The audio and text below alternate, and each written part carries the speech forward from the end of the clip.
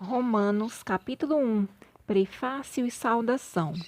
Paulo, servo de Jesus Cristo, chamado para ser apóstolo, separado para o Evangelho de Deus, que ele antes havia prometido pelos seus profetas nas Santas Escrituras, acerca de seu filho, que humanamente nasceu da descendência de Davi, e com poder foi declarado Filho de Deus, segundo o Espírito de Santidade, pela ressurreição dentre os mortos, Jesus Cristo, nosso Senhor.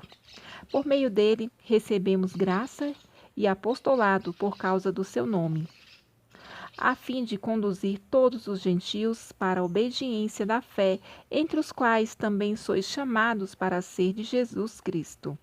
A todos os que estais em Roma, amados de Deus, chamados para ser de santos, graça e paz a vós, da parte de Deus, nosso Pai, e do Senhor Jesus Cristo. Paulo deseja ver os cristãos em Roma. Em primeiro lugar, dou graças ao meu Deus, por intermédio de Jesus Cristo, por todos vós, pois a vossa fé é anunciada em todo o mundo. Porque Deus, a quem sirvo em meu espírito, no evangelho de seu Filho, é minha testemunha de como sempre vos menciono, pedindo constantemente em minhas orações que agora, de algum modo, pela vontade de Deus, haja boa ocasião para visitar-vos.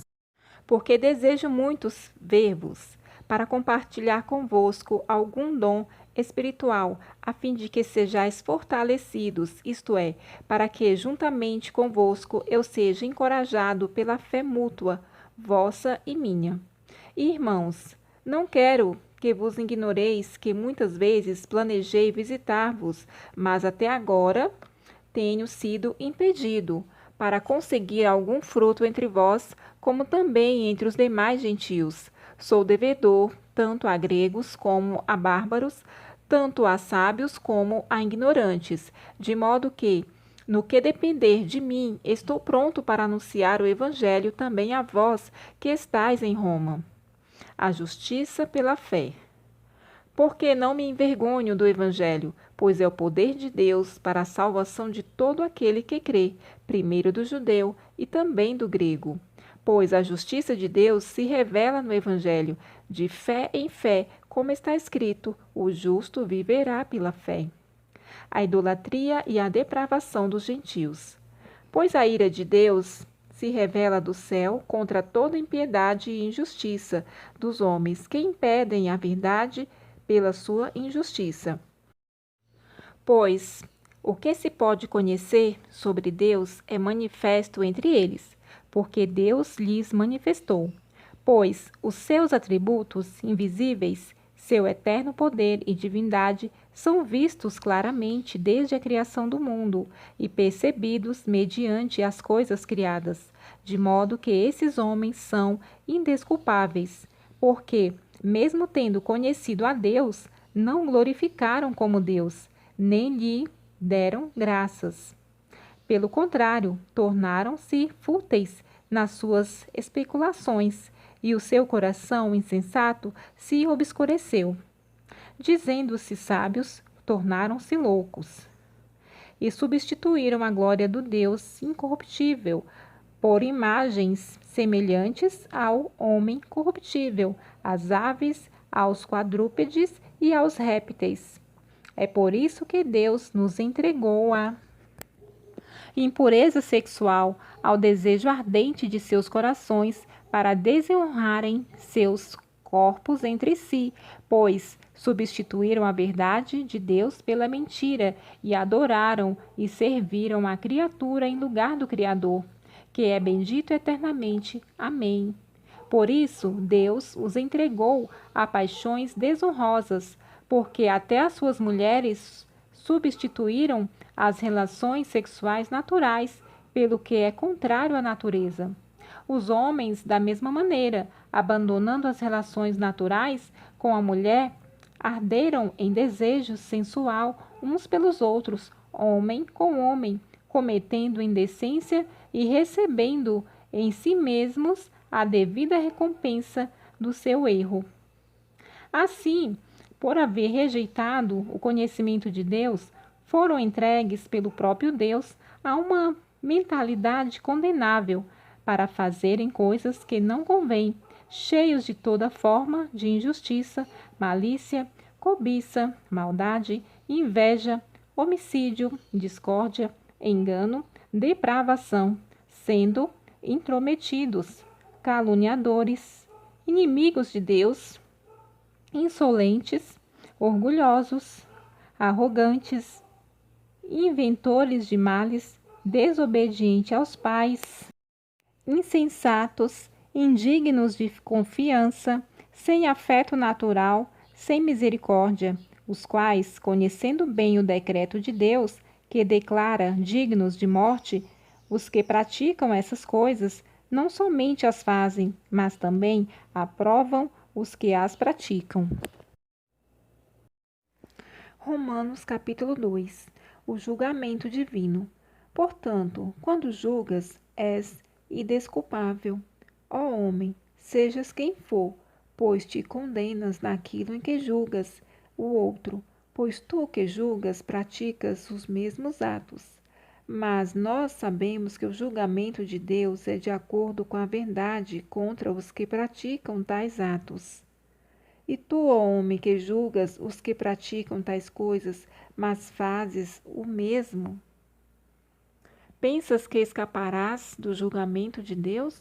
Ou desprezas as riquezas da sua bondade, tolerância e paciência, ignorando que a graça de Deus te conduz ao arrependimento? Mas, segundo tua teimosia e teu coração, que não se arrepende, acumulas ira sobre ti no dia da ira e da revelação do justo julgamento de Deus, que retribuirá a cada um segundo suas obras. Assim, ele dará a vida eterna aos que, perseverando em fazer o bem, procuram glória, honra e imortalidade, mas dará ira e indignação aos egoístas, aos que obedecem ao pecado em vez de obedecer à verdade. Trará tribulação e angústia a todo ser humano que pratica o mal, primeiro ao judeu, depois ao grego, mas glória, honra e paz a todo que pratica o bem, primeiro para o judeu, depois para o grego, pois em Deus não há parcialidade. Porque todos os que sem lei pecaram, sem lei também perecerão. E todos os que sobre a lei pecaram, pela lei serão julgados. Pois diante de Deus não são justos os que somente ouvem a lei, mas os que a praticam. Estes serão justificados. Porque, quando os gentios que não têm lei praticam as coisas da lei por natureza, embora não tenham lei, tornam-se lei para si mesmos, demonstrando que o que a lei exige está escrito no coração deles, tendo ainda o testemunho da sua consciência e dos seus pensamentos, que ora os acusam, ora os defendem. Isso acontecerá no dia em que Deus julgar os pensamentos secretos dos homens por Cristo Jesus, segundo o meu evangelho. Os judeus e a lei, a verdadeira circuncisão. Mas, se tu te chamas judeus, te apoias na lei e te glorias em Deus, e conheces a vontade dele, aprovas as coisas excelentes, sendo instruído na lei, e estás convencido de que és guia dos cegos, luz dos que estão nas trevas, instrutor de ignorantes, mestre de crianças que tens na lei a formulação do conhecimento e da verdade. Tu, pois, que ensinas os outros, não ensinas a ti mesmo? Tu que pregas que não se deve furtar, furtas? Tu que dizes que não se deve cometer adultério, adulteras? Tu que abominas os ídolos, rouba-lhes os templos? Tu que te glorias na lei, desonras a Deus pela transgressão da lei? Pois, como está escrito, por vossa causa o nome de Deus é blasfemado entre as nações, porque, de fato, a circuncisão é proveitosa, se cumprires a lei, mas se és transgressor da lei, a tua circuncisão tornou-se incircuncisão. Então, se os que são da incircuncisão cumprirem os preceitos da lei, não serão eles mesmos considerados circuncisos? E se cumprir a lei, aquele que por natureza é da circuncisão, ele julgará a ti que és transgressor da lei com a letra e a circuncisão. Porque judeu não é quem o é exteriormente, nem é circunciso quem o é apenas no exterior, na carne, mas judeu é quem o é no interior. E circuncisão é a do coração, realizada pelo Espírito, não pela letra, cujo louvor não provém dos homens, mas de Deus. Romanos capítulo 3. A fidelidade de Deus. Então, que vantagem tem o judeu, ou qual a utilidade da circuncisão? Muita, em todos os sentidos. Em primeiro lugar, porque as palavras de Deus foram confiadas aos judeus. E então, se alguns foram infiéis, a infidelidade deles anulará a fidelidade de Deus? De modo nenhum. Seja Deus verdadeiro e todo homem mentiroso, como está escrito, para que sejais justificado em tuas palavras e venças quando fores julgado.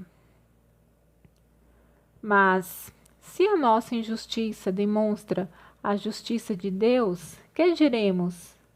Por acaso Deus é injusto por aplicar a sua ira? Estou usando critérios humanos. De modo nenhum. Do contrário, como Deus julgará o mundo? Mas, se para a glória de Deus a sua verdade é ainda mais ressaltada por meio da minha mentira, porque ainda sou julgado como pecador? E por que não dizemos, como alguns afirmam com calúnia que dizemos, façamos o mal para que venha o bem? A condenação destes é merecida. Todos os homens estão debaixo do pecado. E então, somos superiores a eles? De modo nenhum, pois já demonstramos que tanto judeus como gregos estão todos debaixo do pecado, como está escrito: não há justo nenhum sequer. Não há quem entenda, não há quem busque a Deus. Todos se desviaram, juntos se tornaram inúteis. Não há quem faça o bem, nenhum sequer. A garganta deles é um sepulcro aberto. Enganam com a língua, debaixo dos seus lábios. Há veneno de serpente, a sua boca está cheia de maldição e amargura. Os seus pés se apressam para derramar sangue. Nos seus caminhos há destruição e miséria, e não conheceram o caminho da paz. Não possuem nenhum temor de Deus. Ora, sabemos que tudo o que a lei diz é para os que estão debaixo da lei, que ela diz para que toda a boca se cale e todo mundo fique sujeito ao julgamento de Deus. Porque ninguém será justificado diante dele pelas obras da lei, pois pela lei vem o pleno conhecimento do pecado. A justificação pela fé em Jesus Cristo. Mas agora a justiça de Deus se manifestou sem a lei, atestada pela lei e pelos profetas, isto é, a justiça de Deus por meio da fé em Jesus Cristo para todos os que creem, pois não há distinção. Porque todos pecaram e estão destituídos da glória de Deus, sendo justificados gratuitamente pela sua graça, por meio da redenção que há em Cristo Jesus, a quem Deus ofereceu como sacrifício propiciatório por meio da fé, pelo sangue, para a demonstração da sua justiça. Na sua paciência, Deus deixou de punir os pecados anteriormente cometidos, para a demonstração da sua justiça no tempo presente, para que ele seja justo e também justificador daquele que tem fé em Jesus. Assim, onde há motivo para orgulho, foi excluído. Por qual lei? Das obras? Não, mas pela lei da fé. Concluímos, pois, que o homem é justificado pela fé sem as obras da lei. Será que Deus é somente dos judeus? Não é também dos gentios? É também dos gentios, visto que Deus é um só, o qual justificará por meio da fé os da circuncisão e também por meio da fé os da incircuncisão. Por acaso anulamos a lei pela fé? De modo nenhum. Pelo contrário, confirmamos a lei. Romanos capítulo 4. Abraão foi justificado pela fé. Que diremos sobre Abraão, nosso pai humano? O que ele alcançou? Porque, se foi justificado pelas obras, Abraão tem do que se gloriar, mas não diante de Deus. Que diz as Escrituras? Abraão creu em Deus, e isso lhe foi atribuído como justiça. Ora, o salário daquele que trabalha não lhe é atribuído como favor, mas como dívida. Contudo, ao que não trabalha, mas crê naquele que justifica o ímpio, sua fé lhe é atribuída como justiça. Assim também, Davi fala da bem-aventurança do homem a quem Deus atribui a justiça sem as obras, dizendo: Bem-aventurados aqueles cujas iniquidades são perdoadas e cujos pecados são cobertos. Bem-aventurado o homem a quem o Senhor nunca atribuirá o pecado. Essa bem-aventurança é somente para os da circuncisão ou também para os da incircuncisão? Pois dizemos que, no caso de Abraão, a fé lhe foi atribuída como justiça. Como lhe foi atribuída? Quando ele foi circuncidado ou quando era incircunciso? Não quando foi circuncidado, mas quando ainda era incircunciso. E recebeu o sinal da circuncisão, como selo da justiça da fé que teve quando ainda não era circuncidado, para que fosse pai de todos os que creem, estando estes na incircuncisão, a fim de que a justiça seja atribuída em favor deles. Ele é pai dos circuncisos, dos que não somente são da circuncisão, mas que também andam nas pisadas da fé que teve nosso pai Abraão antes de ser circuncidado. Porque não foi pela lei que Abraão ou sua descendência recebeu a promessa de que ele havia de ser herdeiro do mundo. Ao contrário, foi pela justiça da fé. Pois se os que vivem pela lei são herdeiros, esvazia-se a fé e anula-se a promessa, porque a lei produz a ira. Mas onde não há lei, também não há transgressão. Por essa razão, a promessa procede da fé, para que seja segundo a graça, a fim de que a promessa seja confirmada a toda a descendência, não somente aos que são da lei, mas também aos que são da fé que Abraão teve. Ele é pai de todos nós, como está escrito: Eu te constituí pai de muitas nações, perante aquele que no qual ele creu, a saber, no Deus que dá vida aos mortos e chama à existência as coisas que não existem, como se já existissem. Abraão, ao contrário do que se podia esperar, creu com esperança, para que se tornasse pai de muitas nações, conforme o que lhe havia sido dito: assim será a tua descendência. E sem enfraquecer na fé, considerou que o seu corpo já não tinha vitalidade, pois já contava com 100 anos, e o ventre de Sara já não tinha vida. Contudo, diante da promessa de Deus, não vacilou em incredulidade. Pelo contrário, foi fortalecido na fé, dando glória a Deus, plenamente certo de que ele era poderoso para realizar o que havia prometido. Por essa razão, isso lhe foi atribuído como justiça. Mas não é só por causa dele que está escrito que isso lhe foi atribuído, mas também por nossa causa, a quem a justiça será atribuída, a nós que cremos naquele que ressuscitou dos mortos, a Jesus, nosso Senhor. Ele foi entregue à morte por causa das nossas transgressões e ressuscitado para a nossa justificação.